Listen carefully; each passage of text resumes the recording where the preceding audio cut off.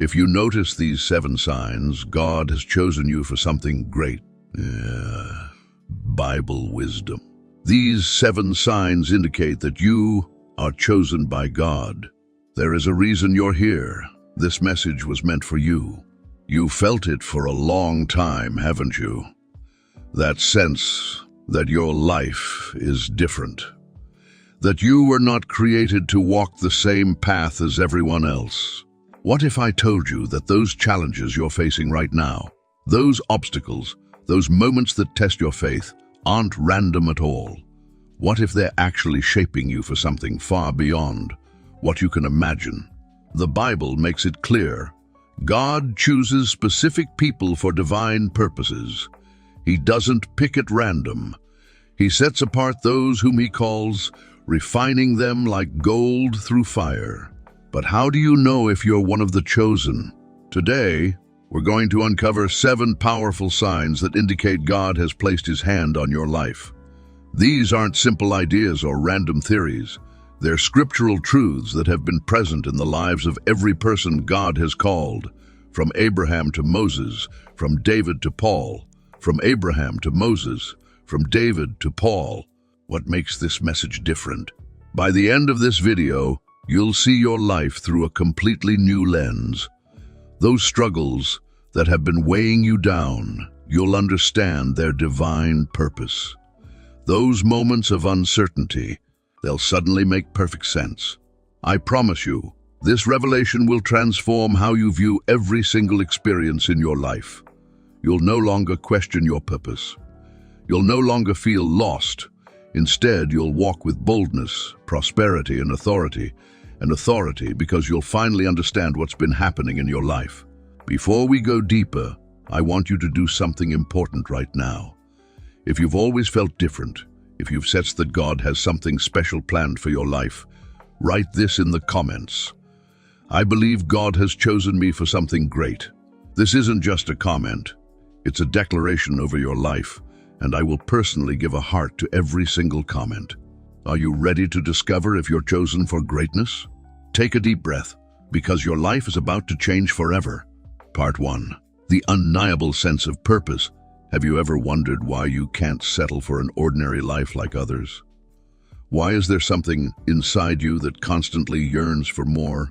More than just surviving, more than just working for money, more than just existing. You've always known you were different. While others find contentment in their daily routines, there's something inside you that refuses to be silenced.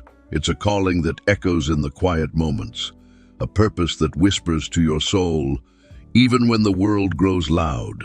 Let me share with you a powerful story from the Bible that mirrors your experience. Picture this: a young shepherd boy, alone in the fields with his father's sheep. By all accounts, David was ordinary, the youngest of 8 brothers, overlooked even by his own family. But God saw something different in him. When the prophet Samuel came to Jesse's house searching for Israel's future king, he looked at all of David's older, stronger brothers. Yet, God's voice was clear. Do not consider his appearance or his height. The Lord does not look at the things people look at. People look at the outward appearance, but the Lord looks at the heart. This wasn't just about choosing a king. It was about divine purpose. David's heart carried something special, a resonance with God's own heart that set him apart long before anyone else recognized it. Does this sound familiar? Perhaps you've experienced similar moments, times when you felt overlooked by others, yet something inside you knew you were meant for more. Like David, you might be in your own field, right now, faithfully tending to your daily responsibilities while carrying dreams that seem too big for your current season.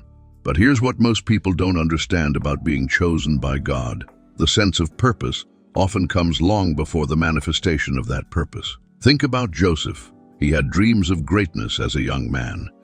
Yet he spent years in slavery and prison before those dreams became reality. During those dark years, it was that undeniable sense of purpose that kept him going. This is why you can't shake the feeling that you're meant for more. It's not pride. It's not ambition. It's a divine imprint on your soul. In Jeremiah 1:5, God declares, Before I formed you in the womb, I knew you. Before you were born, I set you apart. This means your calling was placed on you before you even took your first breath. Your purpose was assigned long before the world even knew your name. Consider this. Why do the pursuits that satisfy others leave you feeling empty? Why does success alone not quench your thirst for meaning? It's because your spirit knows there's more. You were not called to live an ordinary life. You were chosen to impact lives, to influence, and to carry God's presence into the world. But here's the challenge many face. They ignore this calling. They drown out their purpose with distractions. They chase after money, success, and comfort, thinking that will fill the void. But the truth is, only God's purpose will satisfy your soul. If you felt this deep sense of calling, this unshakable hunger for something greater, you need to know it's not random. It's the voice of God pulling you toward your destiny. The question is, will you listen? Because here's what's crucial to understand. This sense of divine purpose often comes with a price. Just as David faced Goliath before he sat on the throne, your calling will likely lead you through valleys before it leads you to mountaintops. That's why it's essential to recognize these signs early, because the battles you're about to face will require you to be absolutely certain of who called you. And speaking of battles, there's something crucial you need to understand about why chosen ones face such intense opposition. When God places his hand on someone's life, the enemy takes notice. This is where our next sign becomes vitally important. Part 2. Divine Battles and Spiritual Warfare. Have you ever wondered why the moment you step into your divine calling, resistance seems to appear from nowhere? Why those closest to you suddenly turn away? Why everything that could go wrong does. There's something you need to understand. When God chooses someone, the enemy takes notice. Let me share with you the remarkable story of Joseph, a young man whose dreams of greatness became a target for spiritual warfare. Picture this, a 17-year-old boy, favored by his father, blessed with prophetic dreams, showing him ruling over nations. But what happened next would shake anyone's faith to its core. In the book of Genesis, we find Joseph, wrapped in his coat of many colors, a symbol of his father's love and God's favor. But this very favor made him a target. His own brothers, consumed by jealousy, plotted against him. Can you imagine the betrayal? The people who should have protected him became his persecutors. They threw him into a pit, a dark, empty cistern in the middle of the wilderness. The Hebrew text tells us it was a bore rake, a desolate pit with no water, where death seemed certain. But this wasn't just about sibling rivalry. This was spiritual warfare at its most intense. What the enemy meant for destruction, God was using for positioning. From the pit, Joseph was sold into slavery. 20 pieces of silver was all it took to send God's chosen one to Egypt. But here's where it gets interesting. Even in Potiphar's house, where he served as a slave, Joseph prospered. Everything he touched succeeded because God's hand was upon him. Yet the attacks didn't stop there. Falsely accused by Potiphar's wife, Joseph found himself thrown into prison. The Hebrew word used here, sohar, means a round, fortified tower, a place of complete isolation. For years, he sat in darkness, his dreams seemingly shattered. But do you know what's remarkable? In every place of confinement, Joseph continued to rise. In the pit, in slavery, in prison. Each attack meant to destroy him actually positioned him closer to his destiny. This is what many chosen people go through. The enemy doesn't waste ammunition on those who aren't a threat. The very fact that you're facing extraordinary opposition is evidence that you carry extraordinary purpose. Think about your own life. Have you experienced betrayal from those you trusted? Have you faced situations where everything seemed to work against you? Have you walked through seasons where your dreams appeared to die? These aren't random occurrences. They're evidence of your calling. Look at Job, a man of unprecedented wealth and prosperity. The enemy had to ask God's permission to attack him. Why? Because Job wasn't just wealthy, he was chosen when the attacks came. He lost everything. He lost everything. His wealth, his health. But in the end, God restored him with double what he had lost. Here's the truth that the enemy doesn't want you to know. Every battle you face is actually preparing you for something greater. Every attack is shaping you, strengthening you, and making you into the person God has called you to be. Remember David? Before he became king, he spent years running for his life from Saul. Those years in the wilderness weren't a detour, they were preparation. Every giant he faced, every cave he hid in, every giant he faced, every cave he hid in, every betrayal he endured was forming him into a king who could lead with wisdom and strength. So, if you're facing intense spiritual warfare right now, don't despair. Don't let the hardship make you question your purpose. Instead, let it confirm that you are chosen. Because here's what I've learned after years of studying Scripture and counseling believers. The size of your trials often indicates the size of your calling. But there's something even more profound happening in your life right now. These battles aren't just about surviving. They're about being transformed.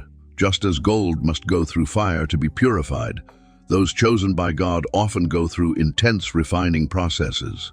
And speaking of transformation, this brings us to something even more powerful, a sign that goes beyond external battles to touch the very core of who you are. It's about an internal pull that sets you apart from the world. Part 3. The heart's magnetic pull to righteousness. Have you ever wondered why you can't find peace in worldly pleasures?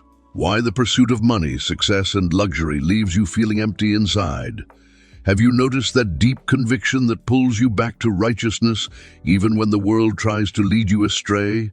There's something inside you that won't let you walk away from God, even when you stumble, even when temptation surrounds you. This isn't normal. This is a divine marker, a sign that God has chosen you. Let me tell you a powerful story from the Bible that illustrates this truth. It's about King David, a man who experienced both the heights of divine favor and the depths of human failure. Picture this. David, the shepherd boy who became king, the warrior who slayed Goliath, the man after God's own heart. He had everything: power, wealth, respect. He was at the peak of his success. But one evening, walking on his palace roof, he saw something that would test his righteousness to its core. Bathsheba, the wife of one of his most loyal soldiers, was bathing. The temptation was overwhelming. In that moment, David, the chosen king, made a terrible choice. He not only committed adultery, but also orchestrated a murder to cover his sin. Now, here's what makes this story so relevant to you. Many kings of that time would have felt nothing about such actions. It was common for rulers to take whatever they wanted. But David, the weight of his sin crushed him. In Psalm 51, we see his heart-wrenching confession. "Against you, you only, have I sinned and done what is evil in your sight." The conviction was so intense that he wrote, "My bones wasted away through my groaning all day long." This is the difference between someone who is merely religious and someone who is chosen. Many people sin and feel nothing. But when you are chosen, sin makes you feel disconnected. You might try to ignore it, but something inside of you keeps pulling you back. You've experienced this, haven't you? Those times you tried to follow the crowd, to blend in, to live like everyone else. Yet something always pulled you back. You couldn't enjoy what others enjoyed without feeling empty. Why? Because your soul was created for more. When God chooses someone, He places His Spirit inside them. That's why you feel conviction when others don't. That's why you feel uncomfortable in places that others celebrate. Acts 13:22 tells us that despite David's failures, God still called him a man after my own heart. This wasn't because David was perfect. It was because his spirit could not bear to be separated from God. But understand this. Conviction is not condemnation.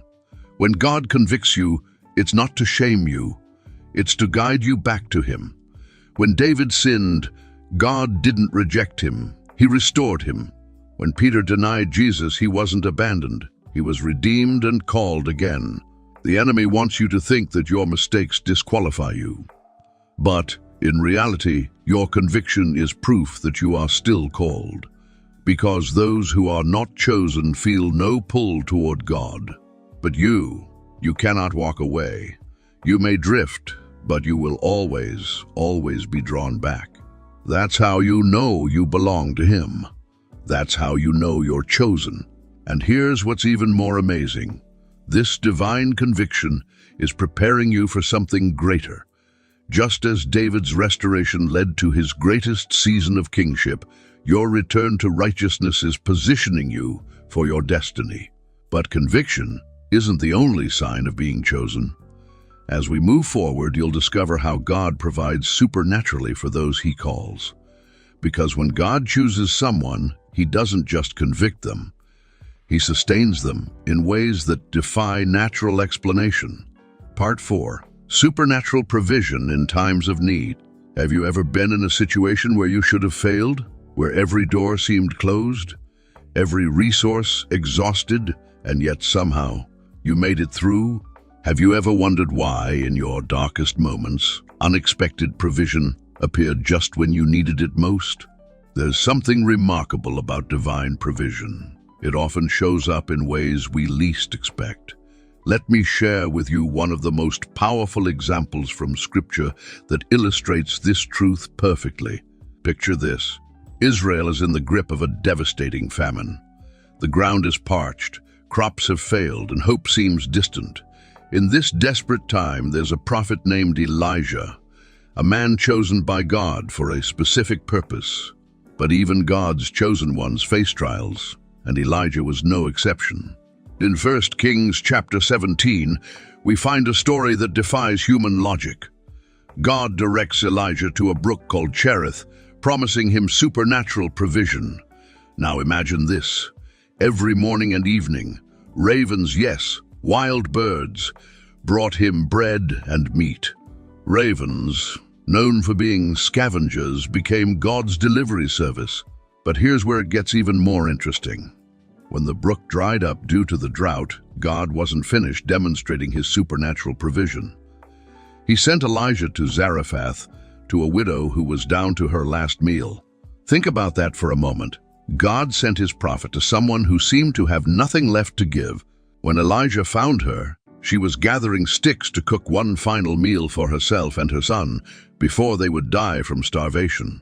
Can you imagine being in her position? Everything seemed hopeless. But that's exactly when God's supernatural provision manifested. Through Elijah, God made an extraordinary promise. The jar of flour will not be used up, and the jug of oil will not run dry until the day the Lord sends rain on the land. Day after day, meal after day, meal after meal, that promise held true. The flour never ran out. The oil never dried up. It wasn't a one-time miracle. It was sustained provision that defied natural laws. This story isn't just about physical provision. It reveals a profound truth about how God works in the lives of those He's chosen. Sometimes His provision doesn't look like wealth or abundance. Sometimes it looks like just enough for today, with the promise of more tomorrow. Think about your own life. Haven't there been moments when you had no idea how you would make it through? Times when the bills seemed insurmountable, when the challenges looked too big, when the resources seemed too scarce. Yet somehow, a way opened up. Maybe it wasn't dramatic like ravens bringing food. Maybe it was an unexpected check in the mail, a sudden job opportunity, or a person showing up at just the right moment with exactly what you needed. That wasn't coincidence. That was divine provision. You see, when God chooses someone, He takes responsibility for their journey. He doesn't always provide in the ways we expect or hope for, but He always provides what we need when we need it. Sometimes He allows us to come to the end of our resources so we can witness His supernatural provision. But here's something crucial you need to understand. God's provision isn't just about meeting physical needs. It's about positioning you for your purpose. Look at Joseph. His path to the palace went through a pit and a prison. What looked like loss was actually God's provision in disguise. This pattern of supernatural provision isn't just a biblical concept. It's alive and active today in the lives of those God has chosen. And if you've experienced this kind of inexplicable provision in your own life, it's not random. It's a sign that you're part of something bigger than yourself. But God's provision goes beyond just meeting needs. It extends to something even more profound, the burden He places on your heart for others. You see, when God provides for you supernaturally, it's often not just for your benefit alone. Have you noticed that while others focus solely on their own success, you feel something deeper, a weight that others don't seem to carry? This is no accident, and what I'm about to share with you will explain why. Part 5. Carrying others' burdens. Have you ever felt a deep, unexplainable pain for others that wasn't your own? Do you find yourself lying awake at night bearing burdens that most people seem to walk past without noticing? Have you wondered why you can't simply focus on your own success, your own comfort, like everyone else seems to do? There's something different about you. And to understand this profound truth, let me take you back to a powerful moment in ancient history, the story of Nehemiah. In the year 445 BC, in the magnificent palace of Susa, Nehemiah held a position of extraordinary privilege. As cupbearer to King Artaxerxes of Persia, he lived in luxury that most could only dream of. His days were filled with royal banquets, his nights spent in comfortable chambers, his life secure in the shadow of the most powerful monarch of that time. But then, something happened that would change everything. One day, a man named Hanani arrived from Jerusalem with news that would pierce Nehemiah's heart. The holy city of Jerusalem, the city of David, the city of God, lay in ruins. Its walls were broken down, its gates burned with fire. The people who had survived the exile lived in great trouble and shame. Now, most people in Nehemiah's position would have shaken their heads in sympathy and returned to their comfortable lives. After all, Jerusalem was hundreds of miles away. Its problems weren't his problems. He had a prestigious position, wealth, influence, everything the world would call success. But Nehemiah was different. When he heard these words, something extraordinary happened. Scripture tells us in Nehemiah 1:4, "When I heard these things, I sat down and wept. For some days I mourned and fasted and prayed before the God of heaven." Think about this for a moment.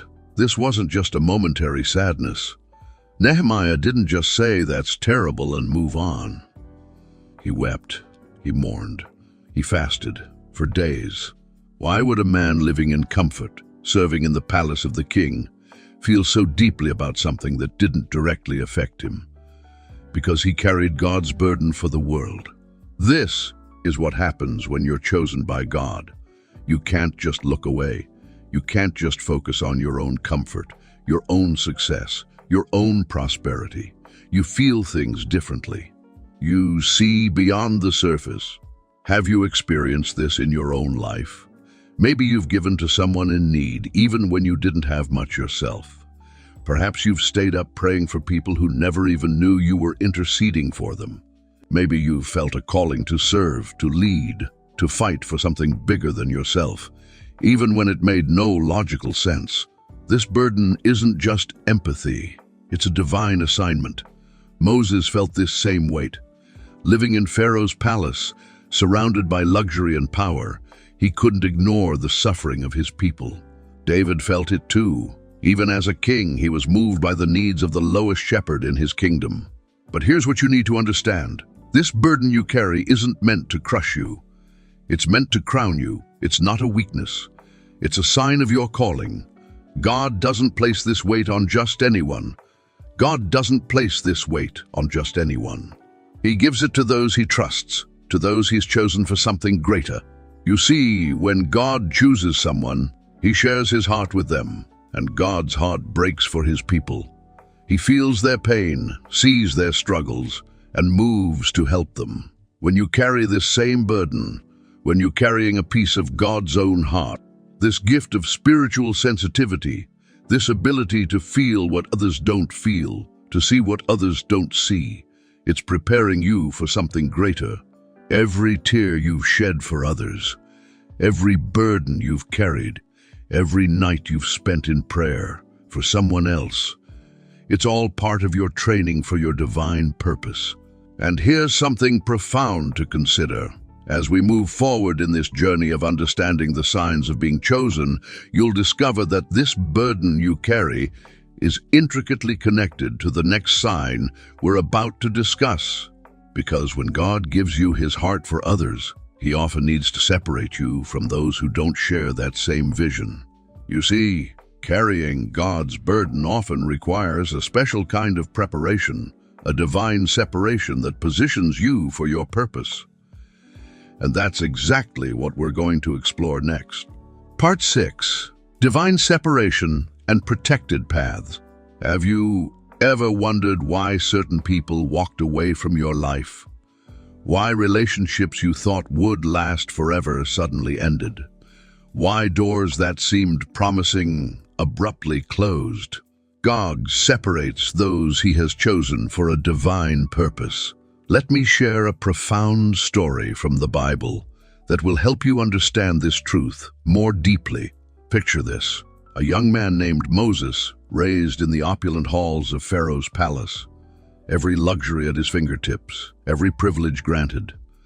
The finest education, the most prestigious position, access to power that most could only dream of.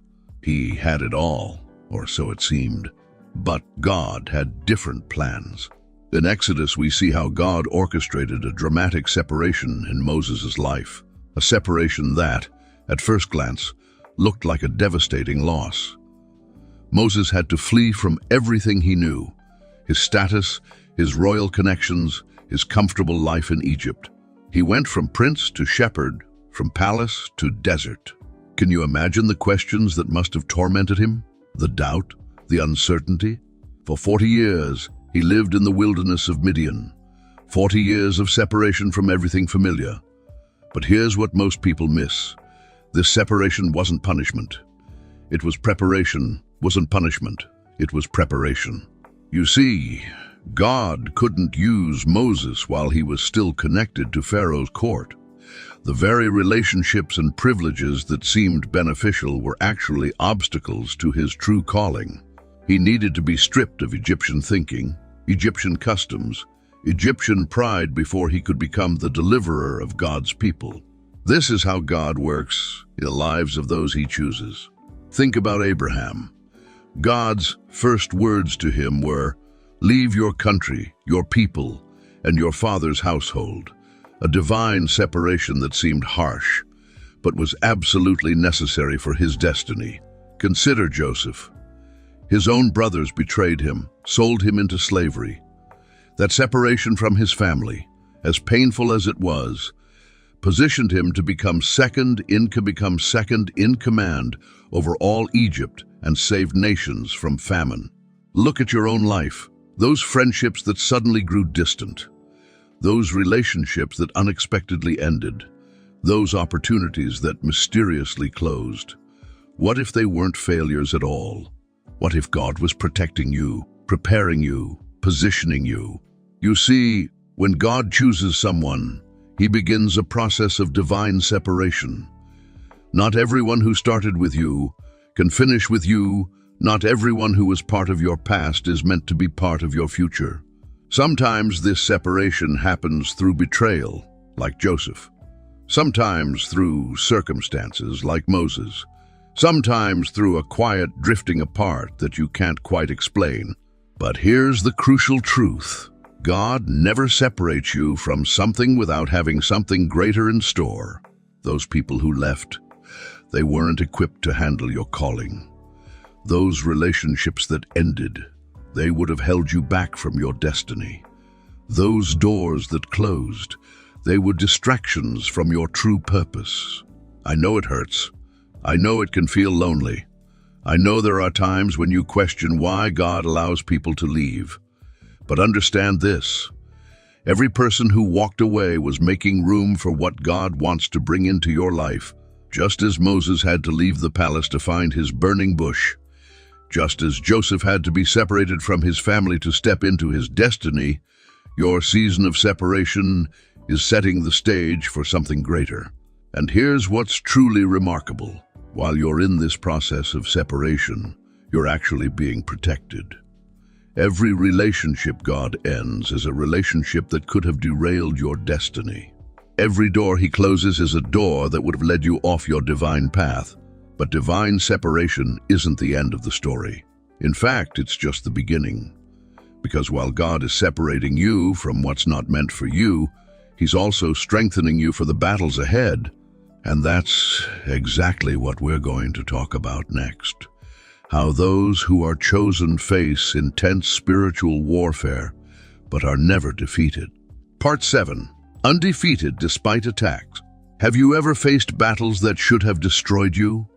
Moments when the pressure felt unbearable, when the loss cut too deep, when betrayal shattered your world. Times when you wondered how you could possibly survive another day. Let me share with you one of the most powerful stories of undefeated faith from the Bible. The story of Job.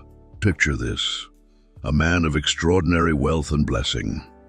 Job had it all: 7 sons, 3 daughters, 7,000 sheep, 3,000 sheep, 3,000 camels, 500 yoke of oxen, 500 donkeys, and a large number of servants. He was considered the greatest man among all the people of the East. But more than his possessions, Job possessed something far more valuable, an unshakable faith in God. Then one day, everything changed. In a single day, messenger after messenger arrived with devastating news. His oxen and donkeys stolen, his sheep consumed by fire from heaven, his camels taken by raiders. But the most crushing blow, all his children, gathered for a feast, killed when a mighty wind collapsed the house around them. Can you imagine receiving such news, one devastating blow after another? But the enemy wasn't finished. Soon, Job was struck with painful sores from the soles of his feet to the crown of his head. His own wife, overwhelmed by their losses, told him to curse God and die. In those moments of absolute despair, when everything he loved was stripped away, Job demonstrated something remarkable. In Job 1:20-21, we read his response: "The Lord gave, and the Lord has taken away. May the name of the Lord be praised." Think about this for a moment. When everything was crumbling around him, when logic would say to give up, Job held onto his faith. This is what happens when you're chosen by God. The enemy sees your potential. He recognizes the threat you pose to his kingdom. That's why the attacks come. Not because you're weak, but because you're dangerous to the forces of darkness. Look at your own life. Those unexpected betrayals, those sudden losses, those moments when everything seemed to work against you, they weren't random attacks. They were calculated attempts to stop you before you step into your full purpose. They were calculated attempts to stop into your full purpose. But here's the powerful truth that changes everything. Just as Job was restored double what he lost, God never allows his chosen ones to be ultimately defeated. You might be knocked down, but you won't be knocked out. You might be pressed on every side, but you won't be crushed. As Paul declares in 2 Corinthians 4:8-9, we are hard-pressed on every side, but not crushed, perplexed, but not in despair, persecuted, but not abandoned, struck down, but not abandoned, struck down, but not destroyed. Do you see the pattern? Every attack against you has actually been preparing you for something greater. Every battle has been developing your spiritual muscles.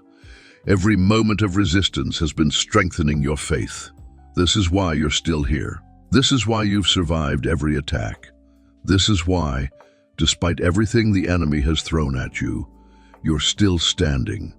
It's not because you're lucky. It's because you're chosen.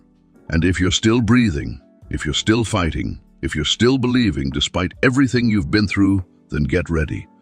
because what's ahead is greater than anything you've left behind. Just as Job's latter days were more blessed than his beginning, your story of survival is about to become a testimony triumph. The very things that were meant to destroy you will become the platform for your greatest victories. Remember this, you are not just a survivor. You are more than a conqueror through him who loved you. Every attack that didn't destroy you has only proven one thing. God's hand is on your life, and what he has planned for you is far too important to be stopped by any weapon formed against you. Now that you understand why these attacks come and why they can't defeat you, let's talk about your next step. Because knowing you're chosen is just the beginning. It's time to step into the greatness God has prepared for you. Conclusion, your next step. Now that you've discovered these 7 divine signs in your life, you stand at a crucial crossroads.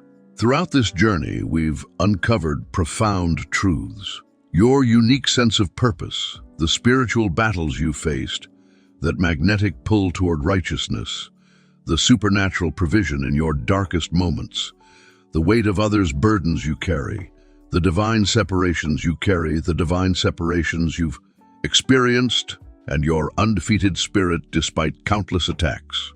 But knowing these signs is only the beginning. The real question is, what will you do with this revelation?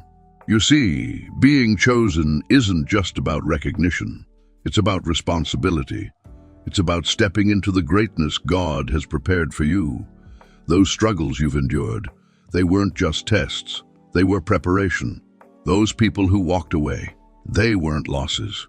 They were divine protection. Those battles you fought, they weren't just survival. They weren't just survival. They were training for your destiny. The time for hesitation is over. The moment for action has come. Will you continue to question your calling, or will you embrace it with boldness? Will you let fear hold you back, or will you step forward in faith? Will you stay comfortable in the familiar, or will you dare to pursue the extraordinary path God has marked out for you? Your journey is unique. Your calling is specific. Your purpose is irreplaceable. If this message has resonated in your spirit, if you've recognized these signs in your life, I want you to do something powerful right now. Share this video with someone who needs this revelation. Someone right now is questioning their worth, doubting their calling, wondering if their struggles have meaning. Your share could be the answer to their prayers. And here's what I want you to do next. Write in the comments below which of these 7 signs spoke most deeply to your heart. What revelation hit home for you today? Your testimony could be exactly what someone else needs to hear. Before you go, if you haven't already, make sure to subscribe to this channel. Why? Because this is just the beginning. We're going to dive even deeper into these biblical truths, uncovering more revelations that will transform your walk with God. Remember, you weren't chosen by accident. You weren't designed for mediocrity. You were created for such a time as this. The question isn't whether God has chosen you. The signs are clear. The question is, are you ready to walk in the fullness of that calling? Your next step of obedience could be the key that unlocks your destiny. Your next act of faith could be the catalyst for your breakthrough. Thank you for joining me on this powerful journey of discovery. I believe in what God is doing in your life, and I can't wait to see how your story unfolds. Stay blessed, stay focused, and most importantly, stay faithful to your calling. Your greatest chapter is just beginning.